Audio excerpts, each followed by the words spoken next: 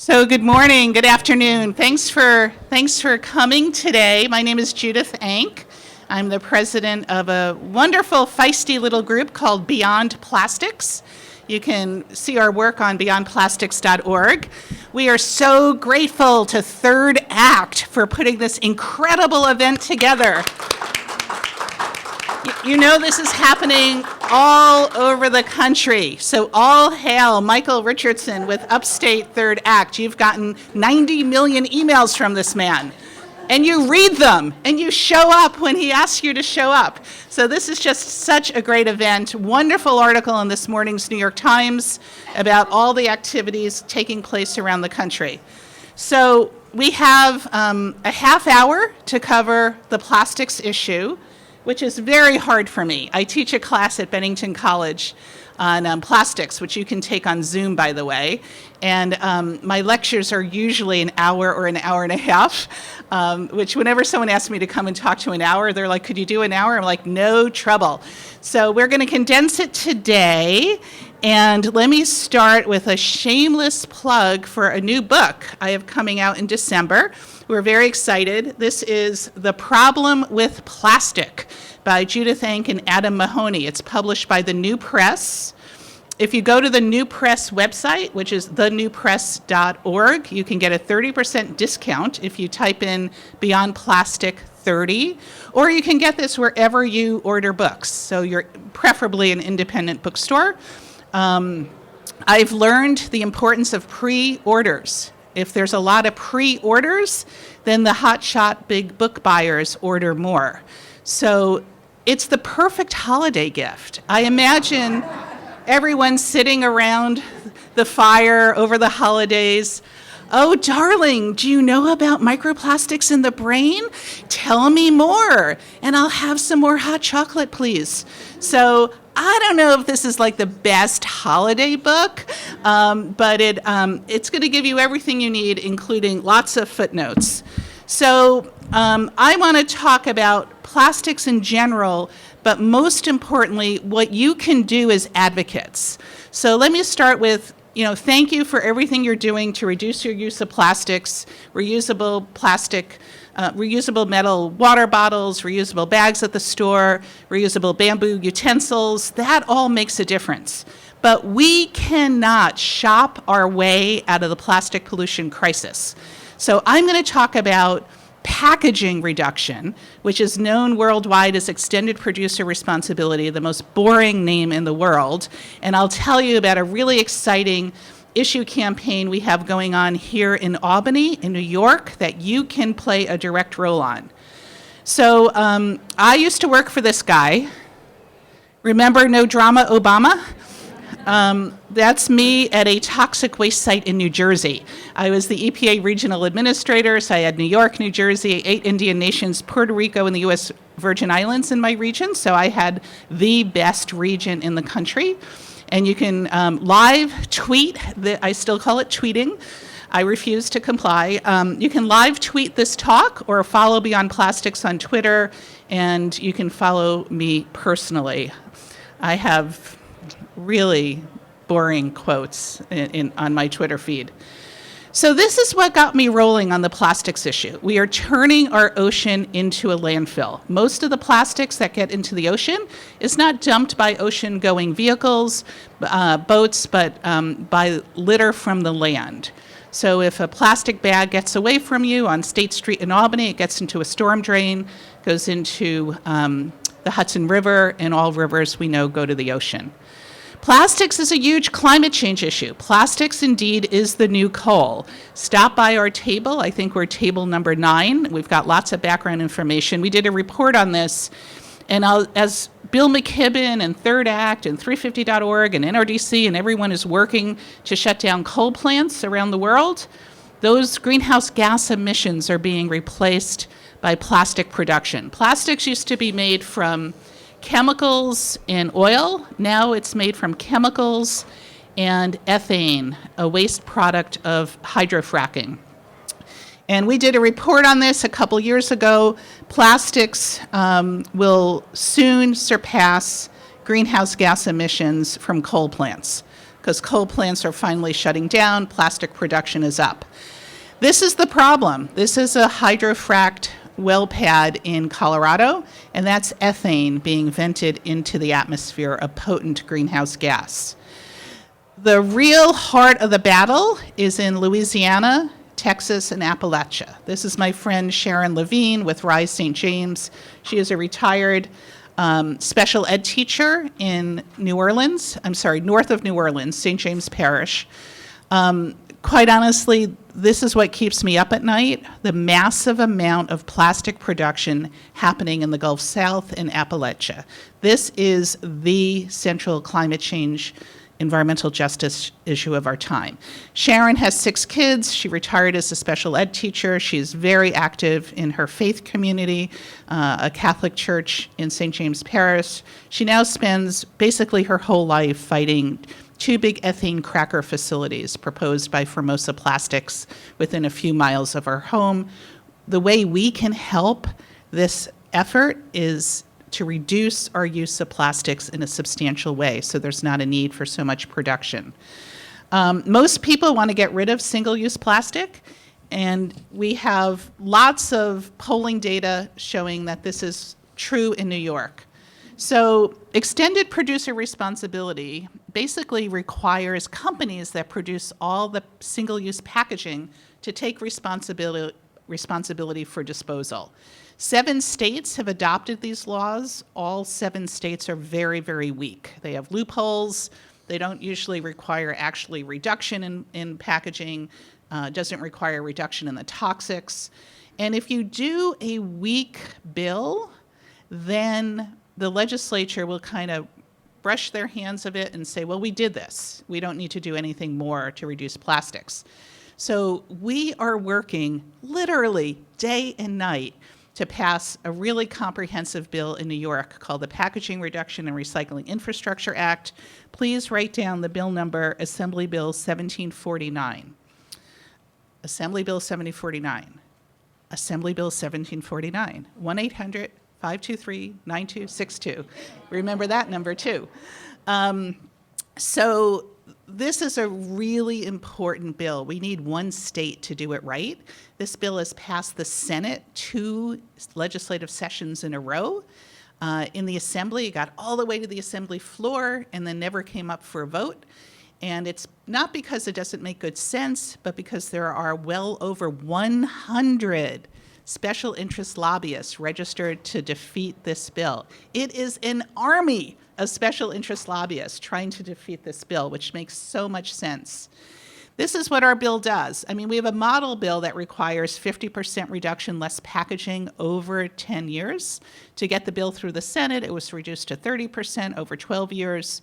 The bill bans the 17 most toxic chemicals used in packaging. I don't know about you, but I don't want PFAS chemicals in packaging that touches my food and my beverages. It does not allow for the industry's latest false solution called chemical recycling. We have strong oversight and accountability. You know, the industry has asked to run the program, and so there is that ability. It's called a producer responsibility organization, but we are not fools. We want strong oversight and accountability, so the bill has a new Office of Inspector General that's set up. Also, the imposition of modest fees on packaging, a modest economic incentive to reduce packaging, and that money goes to local recycling and waste reduction programs. And we also love the New York State bottle bill. It's perfect together, and any bill has to have no big loopholes. So the key provision of the bill is reducing packaging. Less than 6% of your plastic waste is recycled. We detail it extensively in this book. I'm going to hold this up 4 times today. And this is when I tell you there is no Santa Claus. I love recycling. I started my town's recycling program when I was home on maternity leave 37 years ago. My baby is all grown up. Keep recycling your paper, metal, glass, cardboard. Compost your yard waste and food waste. But less than 6% of plastic gets recycled. And let me briefly explain why. Think of your own house. You may have a bright orange hard plastic detergent bottle on top of your washing machine, and then you might have one of those horrible black plastic takeout containers in your kitchen. Those two things cannot get recycled together. There are too many different types of plastics, PET, HDPE, there are 7 major types of plastics, too many different colors, and too many different toxic chemicals. 16,000 toxic chemicals are used to make plastic. So unlike an aluminum can that can be recycled into a new aluminum can, plastics recycling by design will not work, will never work. And you know who knew this? The plastics industry. Yet they spent millions of dollars advertising, just recycle your single-use plastics. Thankfully, the California Attorney General, Rob Bonta, has sued ExxonMobil, the largest producer of plastics in the country, for deceiving the public about plastics recycling. And he's going to win that lawsuit because it's all about math.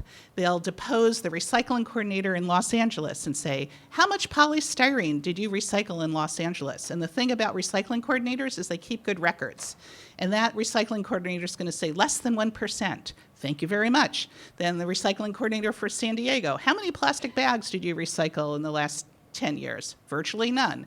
So the data will be there for Bonta to win the case, and that should shift us away from the myth of plastic recycling and getting going on redesigning packaging, reducing packaging. So the way I think of this bill is it's environmental standards for packaging. Just like there are fuel efficiency standards for cars, if you buy a car today, it is far more fuel efficient than it was 10 years ago. If you buy a refrigerator, it's more energy efficient. So we need environmental standards for packaging. And that's what Assembly Bill 1749 does. The sponsor is Assemblywoman Deborah Glick. Senate sponsor is Senator Pete Harckham. So we want to push a redesign of packaging. We want to eliminate toxics in packaging. This bill is so modest. Thousands of chemicals used to make plastics. Many of them are carcinogens. And the toxics will hitchhike onto little pieces of microplastic, which are often now found in our body. We don't like burning of plastics. There's a whole new false solution called chemical recycling or advanced recycling. Most of it is pyrolysis, so it's heating plastic at a really high temperature to create fossil fuel, the last thing we need. So when you work on a bill, you have to make sure that the recycling definition is really tight so it doesn't allow for chemical recycling. You always need strong oversight and accountability, which is in this bill. And if you haven't watched this in a long time, I recommend you see the movie. It's a comedy called Thank You for Smoking. It came out about 25 years ago. Whenever I'm locked in a room with a bunch of plastic industry lobbyists, which happens quite a bit, I feel like I'm in the movie. The movie is lobbyists from gun, alcohol, and tobacco lobbyists, and they have weekly lunches or something. And it's a lot of the same lobbyists that are lobbying to block our important bill here in Albany. The other thing is, if you are a fiscal conservative, you should love reducing plastics, because most plastics will go to landfills or incinerators with really expensive fees, tipping fees at these facilities. New York City, for instance, does not have a landfill or incinerator within their boundaries, so they truck most of their waste to the Finger Lakes by truck at a cost of over $500 million a year. Imagine what New York City could do with that money rather than trucking waste to Newark, New Jersey, or the Finger Lakes, where those folks really don't want it. You and I have very little control of what comes our way. You can be really careful. You can shop at the Honest Weight Food Co-op, bring your own glass jars. There's still a lot of plastic. None of us voted for more plastic, but companies find it cheaper, that the economics are changing, but cheaper for who? Not for you and me, for them. And again, do the best you can, but there's this great woman, she's known as the zero waste chef. She says, we don't need a small number of people doing zero waste perfectly. We need a lot of people doing it imperfectly. So don't beat yourself up if you occasionally have a plastic bottle. I once took my friends on a long walk around New York City, where I used to live when I worked at EPA, which they refer to as the Death March through Manhattan. And it was so hot, and we couldn't find a place to refill our bottles. And my friends begged me if they could go into a bodega and buy a plastic bottle. And I said yes, because they were going to faint. So you're going to have those moments, and it's okay. We just do the best we can. So the way this bill works is the state does a needs assessment, which is just a fancy word for they ask local governments, how much money do you need to improve your recycling programs? Do you need an electric truck to collect recyclables? Do you need new bins? You want to get rolling on waste reduction. How about getting reusable dishes in your kids' schools? Well, that requires funding for dishwashing equipment and buying the dishes. What about public water fountains everywhere? You go to the airport and you often see those great water refill stations. We need them in the bus station. We need them on subway platforms. We need them everywhere, not just at the airport. And we also need to make sure that these fees fully fund the state agencies, the Department of Environmental Conservation and the Attorney General's office, to effectively implement a law. And that's what the bill we're working on, in fact, does. We love the bottle bill. You all know the bottle bill, right? You return your containers, minimum 5-cent deposit. We need to update the bottle bill because it's been a nickel for 42 years. We want to increase it to a dime. We also want to make sure it covers non-carbonated beverages like lemonade and iced tea and wine and liquor. 10 states have bottle bills. We don't have a national bottle bill because of the little mom and pop companies called Coke and Pepsi that are in every legislature trying to block it. Bottle bills are the rock stars of recycling. Look at those numbers. If you have a deposit on an aluminum can, you get an 83% recycling rate as opposed to 46%. Glass, 72% to 12%. And there are such enormous litter prevention programs, and it's emerged as a source of income for low-income folks. There are about 11,000 people in New York City that pick up empty bottles and cans. They're called canners. I call them redeemers. And when we first worked on the bottle bill, some of you in this room joined me working on the bottle bill. It was the first bill I ever worked on when I was a college student, a student activist with NYPIRG. The bill passed in 1982. Don't do the math in terms of how old I was then and now. But we didn't realize that this would be a major source of income for a lot of low-income folks, and now it is. So we want to modernize the bottle bill. Take a gander at this chart. This is why new laws are important. Companies are greenwashing. Even what they're doing on recycling, they make grand promises about using recycled material. So Nestle publicly pledged that they would increase the use of recycled material to 30% of their products, and they're at 2%. I'm still boycotting Nestle because of the baby formula 40 years ago. Unilever, where Ben of Ben & Jerry's just resigned from. Unilever, let's pick on them. They promised 25% recycling, they're at 5%. So this is a chart from the Ellen MacArthur Foundation. It shows that these voluntary pledges don't work. We need strong laws, not voluntary efforts. We have to avoid loopholes. California passed one of the first packaging reduction bills in the country. Read that little sentence. Single-use material that presents unique challenges in complying are exempt from the law.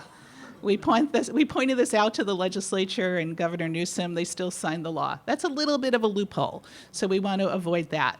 So here are some quick examples of what waste reduction looks like. We have lobby days in Albany.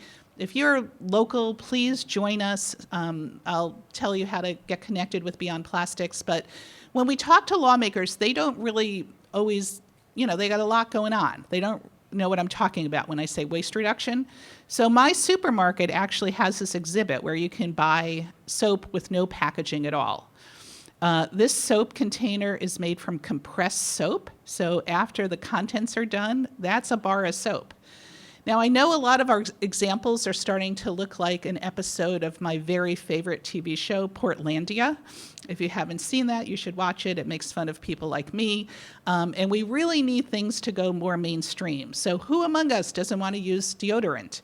And I urge you to. And every single time you use it, there's a plastic cylinder that you don't know what to do with. So Dove is putting out a product where you just buy the deodorant and you insert it into the plastic cylinder over and over again. It can last your lifetime. There are a lot of different companies. I know people have concerns about SodaStream. They're now owned by Pepsi. You can make your own seltzer at home.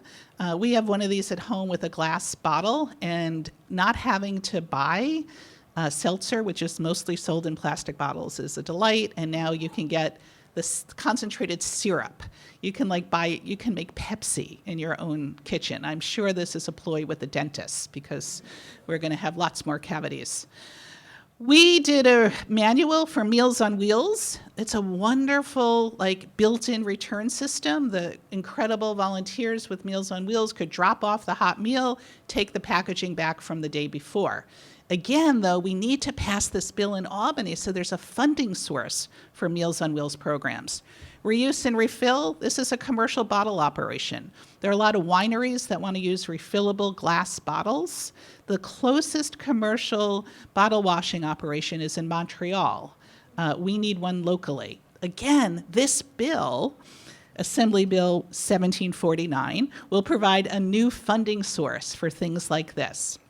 There are also a lot of entrepreneurs. We talk a lot to this company called Plain Products. They're a women-owned business.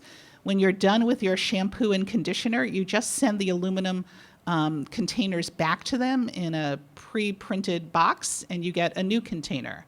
And they tell me it's salon-grade products, which doesn't really matter to me. I'm actually experimenting with shampoo bars. You know about them? They're like a bar of soap. And Trader Joe's sells them, and lots of other companies. The one I really like is out of Australia, but it's very expensive.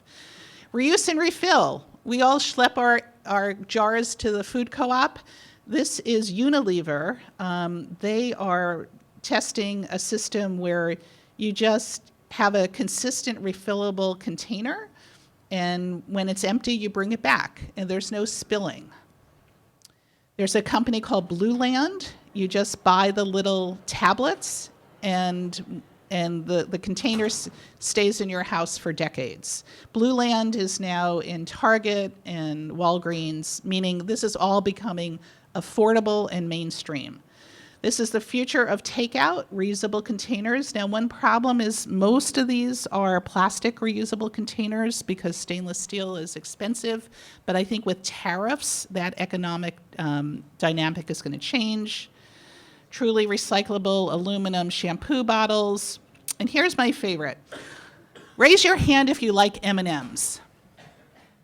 And they come in that, waxy pouch, right? So when I've had a difficult week, which is kind of every week, when Friday night comes, I like to just sit on the couch with something from SodaStream, M&Ms, and People magazine. That's my Friday night. But what do I do with the M&M container? You can't do anything with it. In England, it's called Smarties. It's the same as M&Ms, and it's just made from cardboard. And when it's empty, you can just put it in your recycling bin. This is not rocket science.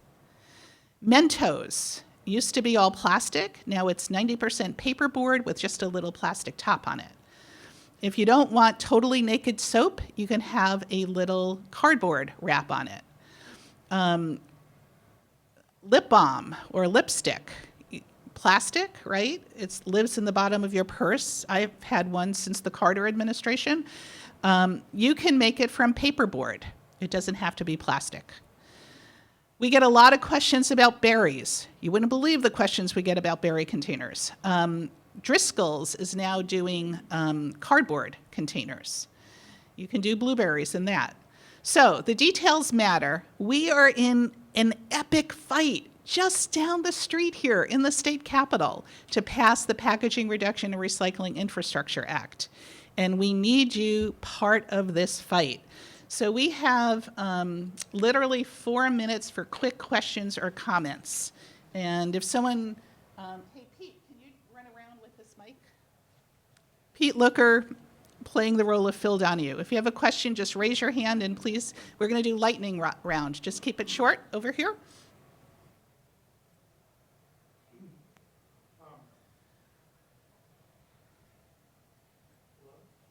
Just press that and when it turns green, it works. Okay.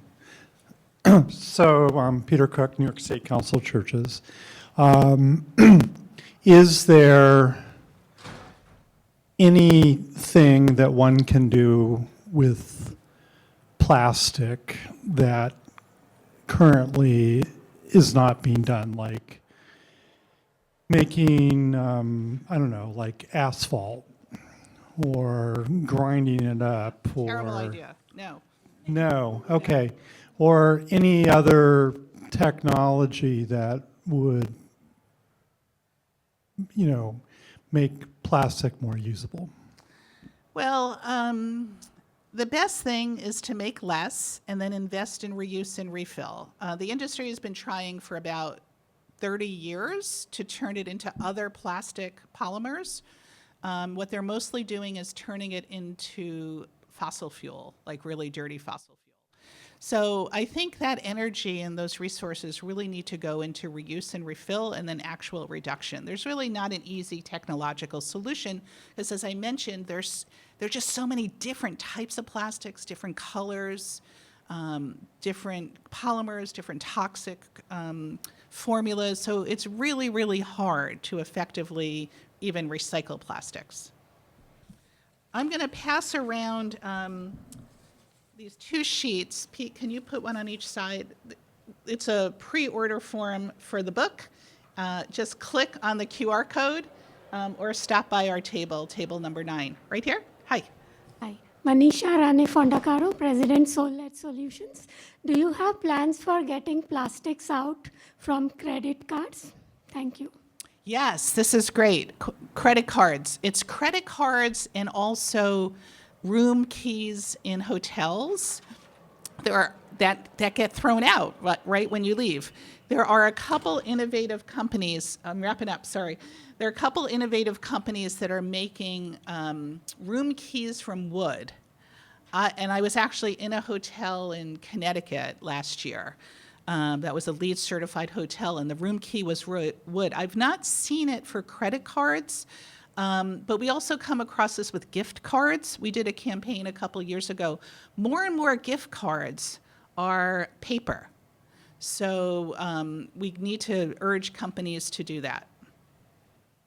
One more question, over here.